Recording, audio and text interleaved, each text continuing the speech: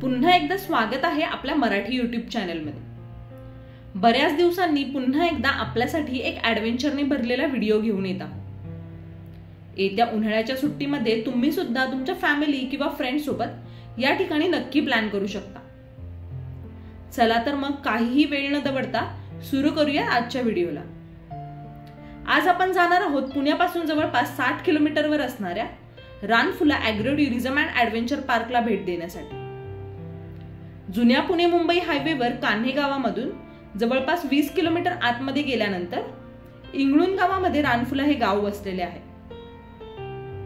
ठोकरवाडी धरणाच्या मागच्या बाजूला सुंदर अशा तळ्याकाठी रानफुला वसलेले आहे। रानफुलाच्या प्रवेशद्वारातच सुंदर अशी कमान आहे। कमानीमधून आत गेल्यानंतर गाडी पार्किंगसाठी मोकळी जागा आहे। गाडी पार्क करून आपण थोडे चालत गेल्यानंतर आपण रानफुलांच्या मुख्य ठिकाणी पोहोचतो। तिथे पोहोचताच चविष्ट अशा नाश्त्याने आमचे स्वागत केले। नाश्त्यामध्ये पोहे, बटाटा वडा, मिसळ असे अनेक पर्याय होते आणि शेवटी दिलेला मस्त वाफळता चहा। नंतर तेथील ओनरने आम्हाला रानफुलाबद्दल थोडी माहिती दिली, सगळ्या राईड्स बद्दल देखील माहिती दिली आणि मग स्वतःच्या आवडीनुसार आम्ही ॲडव्हेंचर राईडसाठी सज्ज झालो। सर्वप्रथम आम्ही पोहोचलो हवेमध्ये सायकल चालवण्यासाठी, म्हणजे स्काय सायकलिंगसाठी। तळ्याच्या वरून 200 मीटर हवेत सायकल चालवण्याचे थ्रिल वेगळेच होते। आम्ही तरी पहिल्यांदाच हा अनुभव घेतला होता।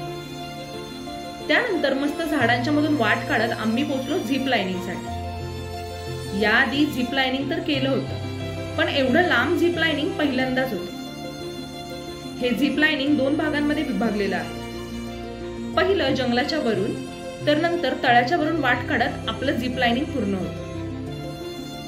झिप लाईनिंग झाल्यानंतर थोडं रिलॅक्स होण्यासाठी आम्ही कायाकिंग करायचं ठरवलं। तळ्यातील पाणी शांत असल्याने तुम्ही कितीही वेळ न घाबरता कायाकिंग करू शकता। 45 मिनिटाच्या कायाकिंग नंतर आम्ही गेलो मोठ्या अशा झोपाळ्याची सैर करण्यासाठी। बालीमधील स्विंग पाहिलाच असेल, पण हा स्विंग देखील काही कमी खतरनाक नाहीये।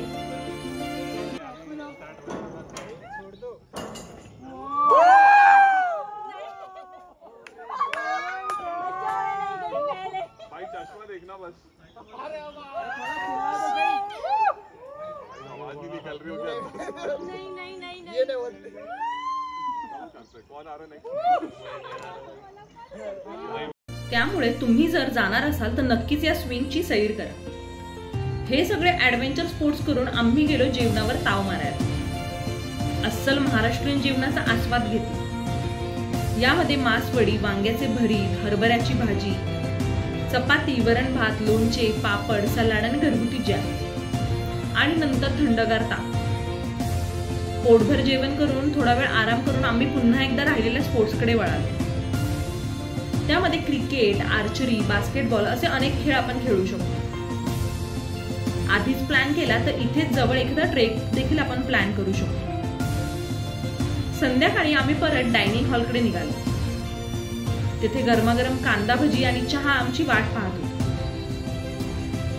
पोटभर खाऊन झाल्यानंतर आम्ही परतीची वाट धरली। रानफुलामध्ये तुम्ही डे ट्रिप किंवा स्टे साठी देखील प्लॅन करू शकता। या ठिकाणी राहण्यासाठी लेक कॉटेज तसेच डॉर्मेटरी देखील अवेलेबल आहे। डे ट्रिपसाठी प्रत्येकी 1800 रुपये असे चार्जेस आहेत। ब्रेकफास्ट, लंच, स्नॅक्स आणि सगळे स्पोर्ट्स अवेलेबल आहेत।